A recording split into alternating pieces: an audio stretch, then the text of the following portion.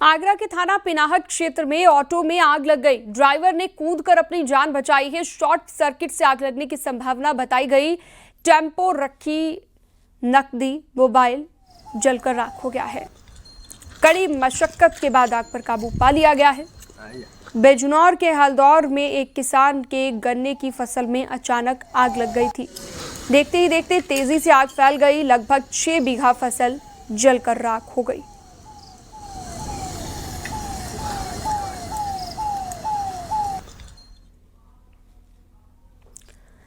बांदा में पुलिस ने अवैध पटाखा फैक्ट्री का भंडाफोड़ करते हुए 2 लोगों को गिरफ्तार कर लिया है। एक आरोपी मौके से फरार हो गया। मौके से लगभग 1.2 लाख रुपए के पटाखे बनाने का सामान बरामद किया गया।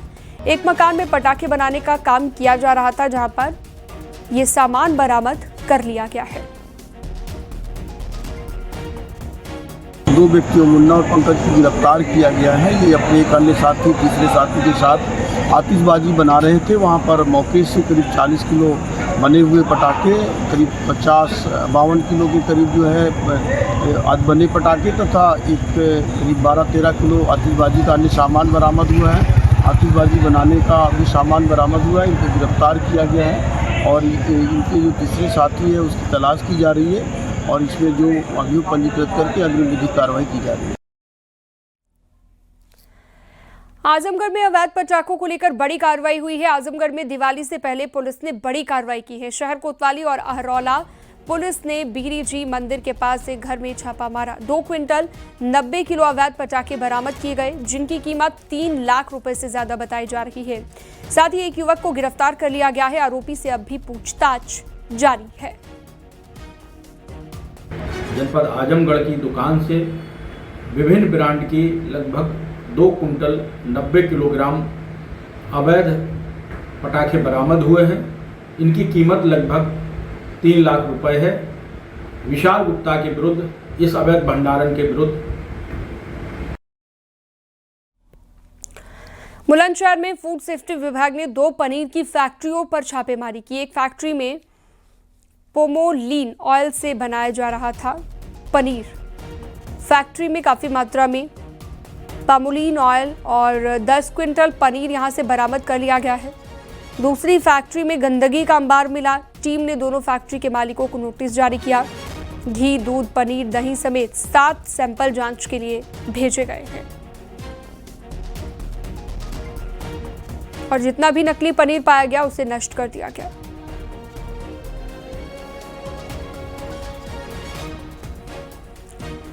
इटावा में पुलिस ने 4 बाइक चोरों को गिरफ्तार कर लिया है। शातिर चोरों ने नोएडा, इटावा और फिरोजाबाद से बाइकों की चोरी की थी। पुलिस ने चेकिंग के दौरान बाइक चोरों को गिरफ्तार कर लिया है। इटावा और फिरोजाबाद के रहने वाले हैं शातिर चोर। करके पुलिस ने 4 शहरों को बरामद किया, जिनमें से 3 एक ही गांव शहदपुरा थाना बैदपुरा के रहने वाले हैं करण अहिरवार, गुलशन कुमार, सुखबीर और एक उत्तरी फिरोजाबाद जनपद फिरोजाबाद के जैन नगर का रहने वाला अरुण खन्ना। इन चारों के पास से 4 अलग अलग मोटरसाइकिलें बरामद हुई हैं। एक एक्सट्रीम, बजाज पल्सर R15 और एक बुलेट मोटरसाइकिल बरामद हुई है। अगली खबर है इटावा से, जहां पर बकेवर थाना क्षेत्र के नगर लखना में एक छात्रा ने संदिग्ध परिस्थितियों में फांसी लगाकर आत्महत्या कर ली। आत्महत्या की घटना से परिवार में कोहराम मच गया। फिलहाल आत्महत्या करने की वजह साफ नहीं हो पाई है। पुलिस मामले की जांच पड़ताल में जुटी हुई है।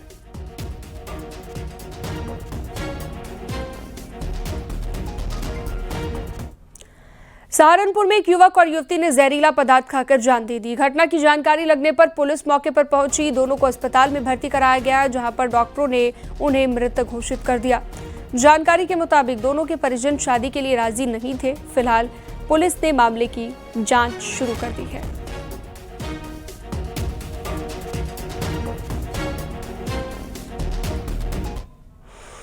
और बांदा में पुलिस ने अवैध तमंचा लेकर घूमते हुए एक युवक को गिरफ्तार कर लिया है। पुलिस ने आरोपी के कब्जे से तमंचा और कारतूस बरामद कर लिया है। पुलिस को चेकिंग के दौरान घटना की जानकारी मिली थी। आरोपी को गिरफ्तार कर थाना तिंदवारी में मुकदमा दर्ज कर दिया गया है।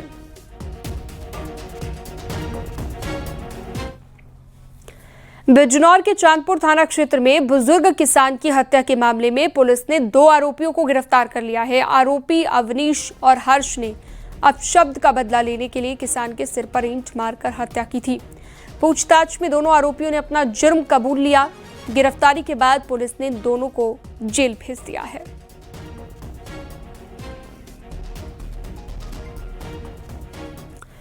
औरैया के बिधूना में तंत्र मंत्र का झांसा देकर टप्पेबाजी करने वाले 2 ठग सादिक और मुस्ताक को पुलिस ने गिरफ्तार कर लिया है। दोनों महिलाओं को झांसा देकर सोने के जेवरात लेकर फरार हो जाते थे।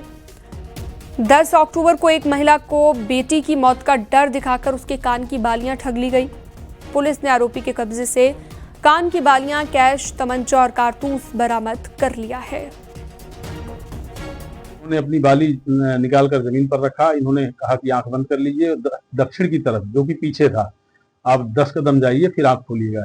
जब वो गई, आंख खोली, ये दोनों टप्पेबाज उनकी बाली लेकर गायब हो गए थे। महिला के द्वारा तत्काल थाने पर आकर सूचना दी गई, जिस पर उचित धाराओं में अभियोग पंजीकृत करके बिधुना पुलिस और यशोजी टीम द्वारा सफल अनावरण घटना का किया गया है और इनकी गिरफ्तारी की। यूपी डिफेंस कॉरिडोर की अहम unit BrahMos aerospace unit Lucknow में आज फ्लैग ऑफ समारोह का आयोजन किया जाएगा। ब्रह्मोस एरोस्पेस यूनिट में बनी ब्रह्मोस मिसाइलों की पहली खेप को आज रवाना किया जाएगा। रक्षा मंत्री राजनाथ सिंह और सीएम योगी आदित्यनाथ रवाना करेंगे। बताया जा रहा है कि भारतीय सेनाओं को लखनऊ ब्रह्मोस एरोस्पेस यूनिट में बनी ब्रह्मोस मिसाइलें सौंपी जा रही हैं। उत्तर प्रदेश के लखनऊ में बनी ये ब्रह्मोस एरोस्पेस यूनिट सरकार का महत्वाकांक्षी प्रोजेक्ट है। लखनऊ की ब्रह्मोस एरोस्पेस यूनिट में मिसाइल की असेंबली, इंटीग्रेशन और टेस्टिंग का काम होता है। योगी सरकार ने ब्रह्मोस यूनिट के लिए फ्री में दी थी 80 एकड़ जमीन। यूपी डिफेंस इंडस्ट्रियल कॉरिडोर में लगाई गई है ब्रह्मोस यूनिट।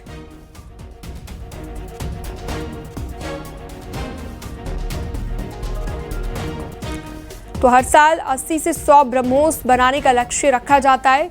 और ब्रह्मोस की खासियत भी जान लीजिए। इसकी रफ्तार ध्वनि की गति से लगभग 3 गुना है। जमीन, हवा और समुद्र से इसे लॉन्च किया जा सकता है। फायर एंड फॉरगेट सिद्धांत पर यह काम करती है और दुश्मन के रडार से बचकर सटीक निशाना लगाती है। मारक क्षमता इसकी 400 किलोमीटर तक है। यही ब्रह्मोस की खासियत है।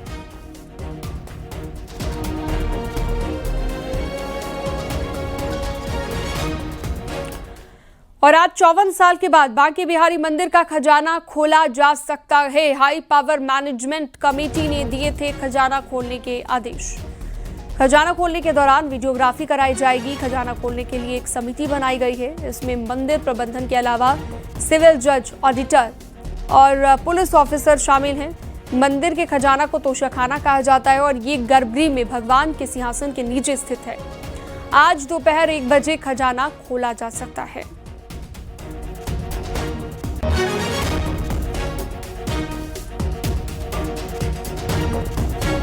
संभल में जानलेवा हमले के मामले में आरोपी 2 भाइयों शहराज और महराज को कोर्ट ने भगौड़ा घोषित कर दिया है। दोनों आरोपी 25 मई को एक युवक पर हमले के बाद से ही फरार है। शुक्रवार को पुलिस ने ढोल बजाकर मुनादी की। घरों पर नोटिस भी चिपकाए गए।